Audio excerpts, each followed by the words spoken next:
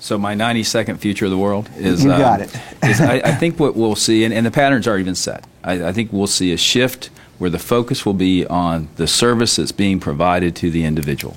So whether you think of that as a use case, whether you think that as a service, we're going to focus on how can I make your life better, using this trusted architecture as the basis to do that. So Jeremy pointed to the example at NIH. I think what we're seeing with the Blue Button at VA, that pattern has been established. The agencies are doing it for their own employees. The issue is we need to change our focus from the 20 million employees to the 250 million people in America that need to get that benefit. And I think what you'll see is that, as we've seen with everything else, by focusing on a great service, we'll get great adoption. And by focusing on the benefit, people will pull these enablers out.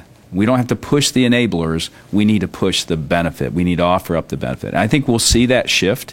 And as we see that shift, I think what will happen is that we'll move to this new common environment in the same way we've moved all these web services. And, you know, I go back to the long-distance world when I was with a company, when we broke up the phone company. Right. I'm old enough to remember that. And that was a big deal. We thought it was a big, gigantic deal for about 2 or 3 years. Mm-hmm.